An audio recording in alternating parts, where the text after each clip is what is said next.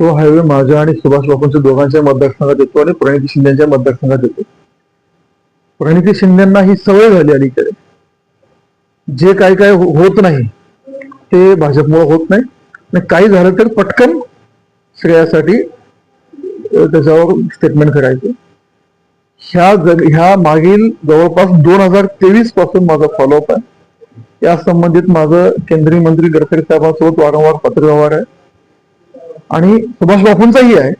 सुभाष बापूंना ज्या दिवशी केंद्रीय मंत्री गडकरी साहेबांचा पत्र आला त्याच दिवशी मलाही मंजुरीचं पत्र सेम डे मलाही आला आणि पहिल्यांदा ह्याची पोस्ट जे सार्वजनिकरित्या जे मी केली मी पोस्ट केल्यानंतर प्रणिती शिंदेना कळलं, तोपर्यंत माहिती नव्हतं.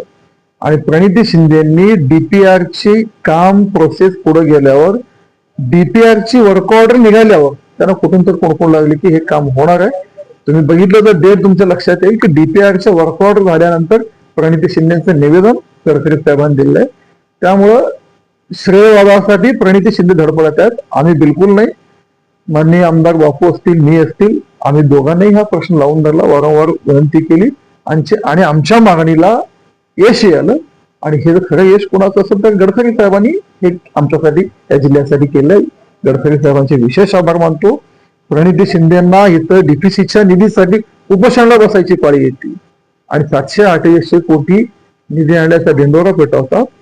त्यांना कधीतरी मतदारसंघात येऊन म्हणजे महिन्याला 2 महिन्याला सोलापूरला येण्यापेक्षा रोज जर असले असते, पाठपुरावा केले असते तर माझी बातमी झाल्यानंतर त्यांना कळायची वेळ आली नसती.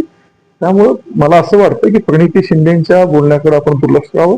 जनता सुज्ञ आहे, त्यांनी जन्मल्यापासून त्यांच्या घरात सत्ता आहे, सरकार आहे, त्यांना कधी निवेदन द्यायचं सुचलं नाही.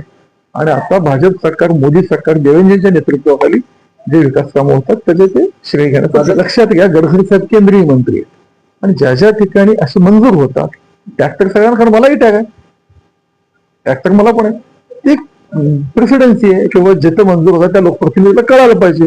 माझा सवाल असा आहे, प्रणिती शिंदेना तुमच्या घरात सत्तेचे सगळे पदे होते, मुख्यमंत्री होते, केंद्रीय मंत्री होते, आमदार, खासदार, त्यावेळी असं निवेदन द्यायचं सुचलं नाही तुम्हाला? डीपीआरचा वर्क ऑर्डर निघाल्यावर तुम्ही निवेदन देताय, मंजुरी झाल्यावर श्रेय घेता. आज समजून घ्या जनताही शोधणे. आणि विशेषतः मला पत्रकार माध्यमांना सांगायचं की कधीतरी त्यांना विचारा, डीपीआर झाल्यानंतर तुम्ही निवेदन दिलंय खरं आहे का? माझ्याकडे पुरावे, डीपीआरच्या वर्क ऑर्डरच्या नंतर निवेदन आहे. त्यामुळे त्यांना असं वाटतं की कोणाला काय कळत नाही की जनता खूप हुशार आहे, शोध नाही.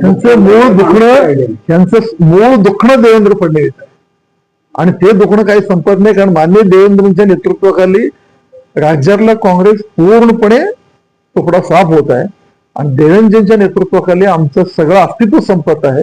हे लक्षात आल्यावर बहाणा आहे त्या घटनेचा, दुर्दैवी घटना आहे, पण टार्गेट देवेंद्रजी आहेत. पण देवेंद्रजी भल्यांना म्हणजे प्रणिती शिंदे वयाने, कर्तृत्व आणि सगळ्या गोष्टींपेक्षा खूप लहान आहे की जे रती महारथी देवेंद्रजींचं राजकारणाला धक्का लावायचा प्रयत्न करत होते, जे केले ते घरी जाऊन बसले. प्रणिती शिंदेना माझा सल्ला आहे, मित्रत्वाचा सल्ला आहे की आवाहन करताना, चॅलेंज करताना थोडी आपली पण पात्रता उंची मी म्हणणार नाही, पण निदान ज्याच्याशी बोलतोय ते कुठे आहे आणि आपण कुठे ह्याचा बाण आपण ठेवावा. बघा, आम्ही 1984ला 2 खासदार होते, आज 22 राज्यात आमचं सरकार आहे.